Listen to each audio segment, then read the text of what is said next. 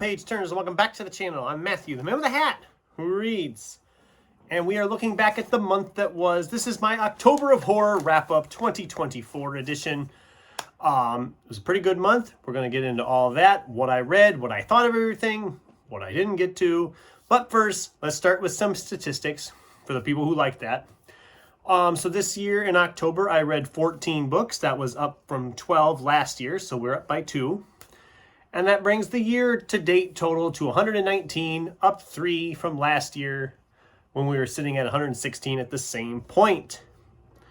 So, like I said, we're ahead of schedule on that, and it was a really good month. Let's start off, though, talking about, because there was one book I didn't get to, and that was Robert McCammon's Boy's Life. I just ran out of time. I could have started this on the 30th, but I thought there's no way I'd get it done in time, and I had a bunch of stuff picked out for November already, so I just set it aside. I'll pick this one up at some point, obviously. I don't know when. Maybe yet this year. Maybe I'll squeeze it in December. I don't know. I do want to read it. I'm excited to read it. Just ran out of time for it. So let's talk about what I did get read. We kicked off the month with Josh Malerman, an October of Horror staple at this point. This is Pearl. I loved this. I had an absolute blast with this from the get-go, which is a rare thing because I've struggled with Malerman in the past. But now, between Inspection last year and now this one, apparently it's finally kind of clicking with me. I don't know. This, was like freaking Charlotte's Web Animal Farm with a combination of Cujo in there. It was just like absolute insanity. I only gave it 4 stars because I thought the second half it kind of petered out a little bit. When it started, I was like severely just flipping through pages. I think I read like 70 pages the first day, another 70 or 80 the second day. But then I started to slow on it. It started to mellow on me. It was good. Probably my second favorite by him because I absolutely loved Inspection last year. But this was really good. And if a Charlotte's Web Cujo Animal Farm combination sounds like something you'd enjoy, I highly recommend checking it out. Then we finished Huron Ennis's Leech. This was a carryover from Sci-Fi September. This was a 3-star for me. I struggled with this one. I wanted to love this book. And there's another one in this video I'm going to talk about in a little bit that I wanted to love, and it just wasn't working for me as well. I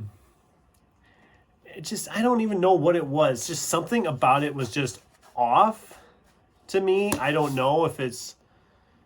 I loved the premise. I loved the dark eeriness of it. I loved the atmosphere of it. It's just, it didn't click with me that much as a whole. And it's one I just don't see myself revisiting. I gave it 3 stars because I do respect the heck out of it, and I would definitely check out more by this author. But as a whole, it just didn't quite work with me. I don't know. I really wanted to love that. I really did because I love the concept. And there's another one we'll talk about later on that was kind of a similar thing. Then we have Neal Shusterman's Full Tilt. This is a young adult teen fiction horror novel about essentially a haunted amusement park. Well, not quite haunted, but you know what? It's demonic amusement park, I guess. I don't know. It was weird. It was a 3-star because it does have some of those tropes that make some of the young adult novels annoying. You know the kind where it's like, oh, there's the female friend and he's pining for her, but she's dating the male friend. And oh, well, we all know they're going to be connected somewhere in the end. We all know this is happening. And it's annoying. I'm sorry. It was a 3-star. It was a unique concept, and I liked some of the stuff going on. I just didn't love it as a whole, and I wanted to. But one I did really enjoy, this was a 4-star, was Ben Farthing's I Found Puppets Living in My Apartment Walls. And yes, it's just as bonkers as the title sounds. This thing I've read this, I think, in like 2 or 3 days. I flew through this thing. It's not very long, but this was so much fun. If you grew up on Sesame Street, you're going to obviously find the comparisons to the whole Our City Street thing, as it's essentially Sesame Street. it's bonkers, and then it's just eerie, and then it just keeps on building in dread, and then you get to the end and you're just like, whoa, I did not see that coming. I did not expect that angle. So yeah, it was really good. I really enjoyed it. Had a lot of fun with it. It was a 4-star.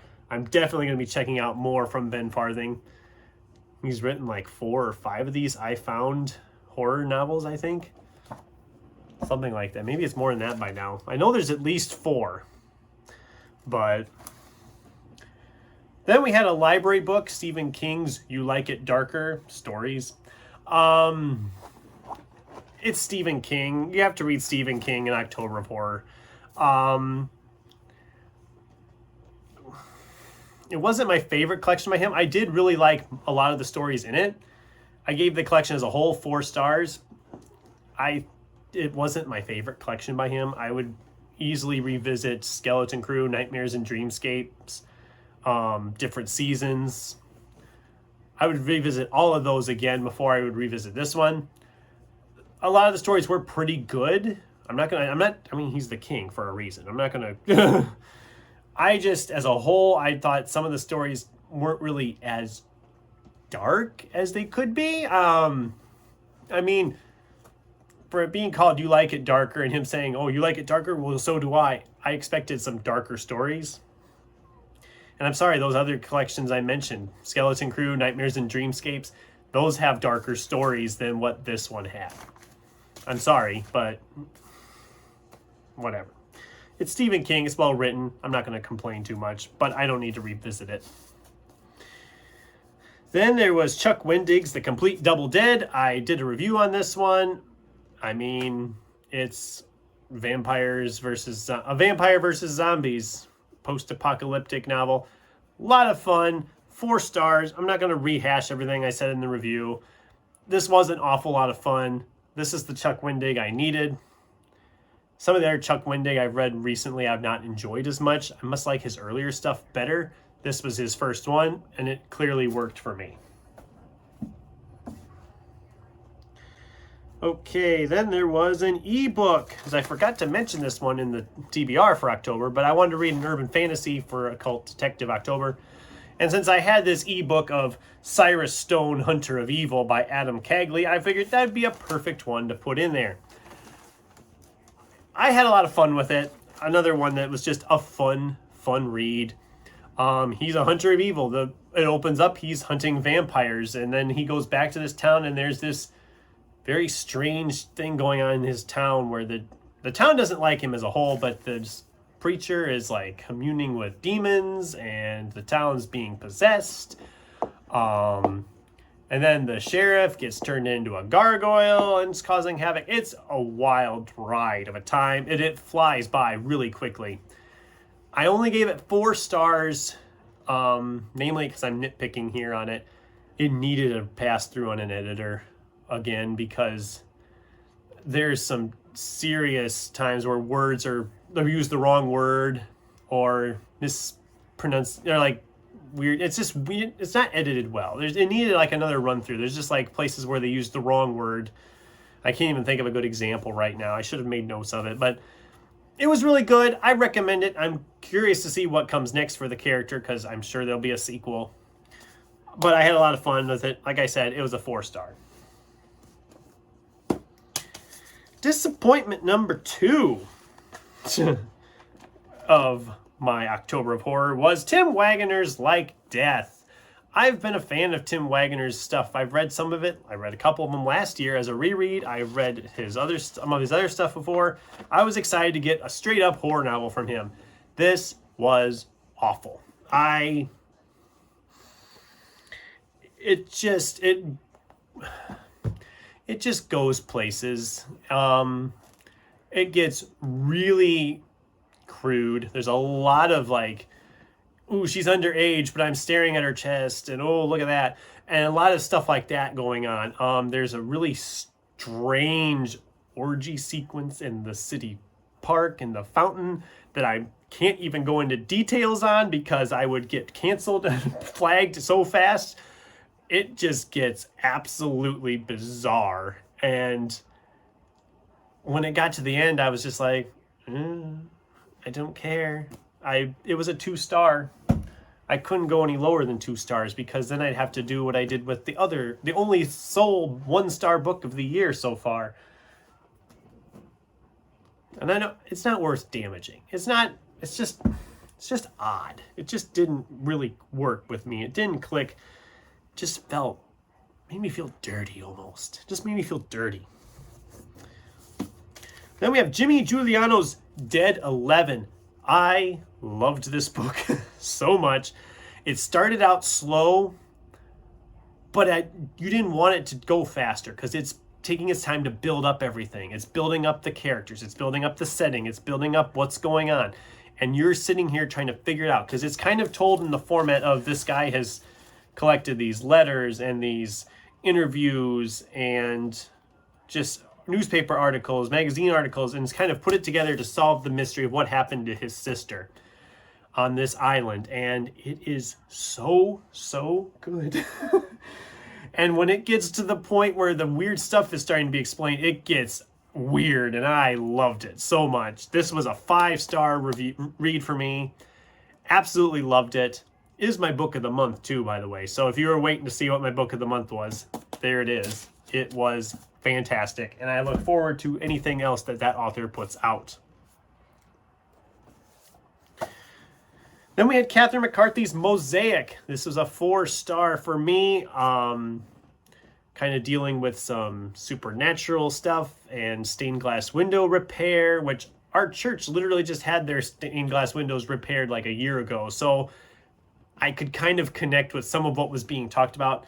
Sin read this last year and absolutely loved it. I did as well. This, like I said, it was a 4-star for me. Very atmospheric, very dark, and just, it was really good. And it's just, my only nitpick is it's a little too short. I was like, it seems like we rushed the climax a little bit because it was taking its time building and just giving you this sense of dread, and then it's just like boom, climax, and then end. I think it just needed a little bit more to it. Maybe that's just me. I don't know. I really liked it. I can't deny that. It was an enjoyable read, but I wanted a little more. Then we have Paul Tremblay's Horror Movie. This was a library book. Paul Tremblay has like a weird history with me. Some of his stuff I really like, and some of it I just kind of think is okay, and then there's some I don't like at all. This is kind of fitting in the okay camp. It's well written, the whole movie making stuff. I'm a big movie guy, so I enjoyed all that. The horror of it was kind of thin, to be honest. If I'm being honest, it was a little thin on the horror. Yeah, we get to the end and we're like, okay, whoa.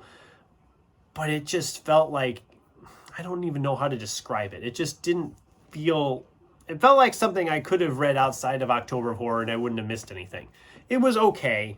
I didn't hate it, but I didn't love it either. It's just okay. It was just okay. It was a 3-star for me.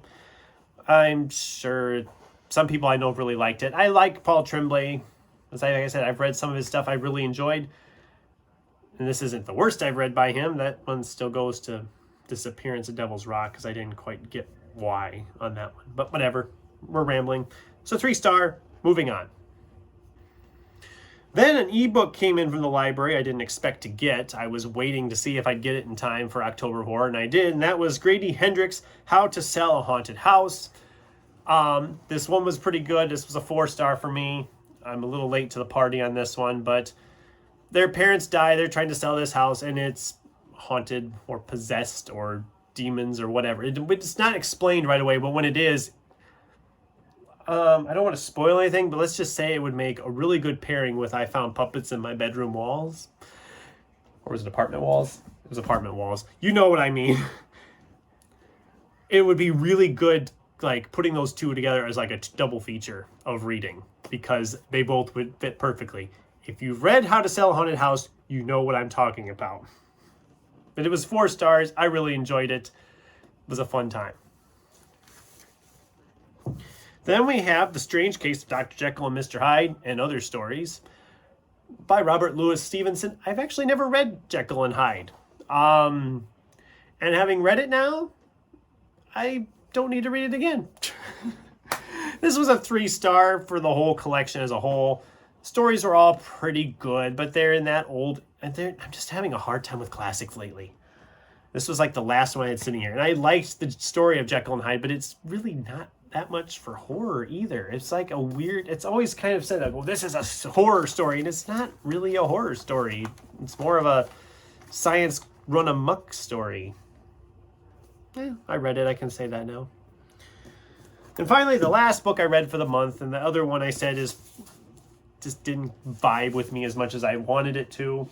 And I'm probably going to anger Sin when I say on this one, if I haven't angered her already with my thoughts on some of the other ones that she's read of this list. Clay McLeod Chapman's Ghost Eaters. I wanted to love this book so much. I love this cover. I love the premise. I love the concepts. I didn't like. It was my biggest problem was the characters. I didn't like any of them. I thought they were all terrible people.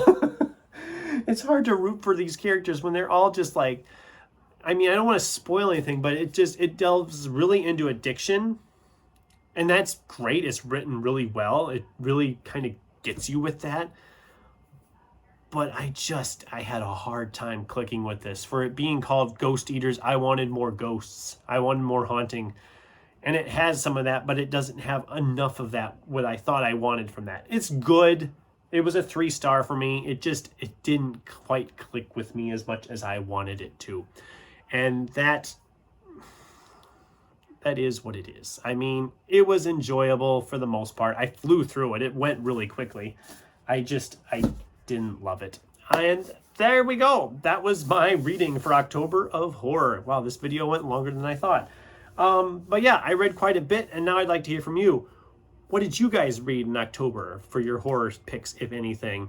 What was your book of the month for October? Am I wrong on any of these? I'm sure you'll have opinions on that. I'd love to hear from you in the comments down below. Thanks for watching, and until next time, keep turning pages.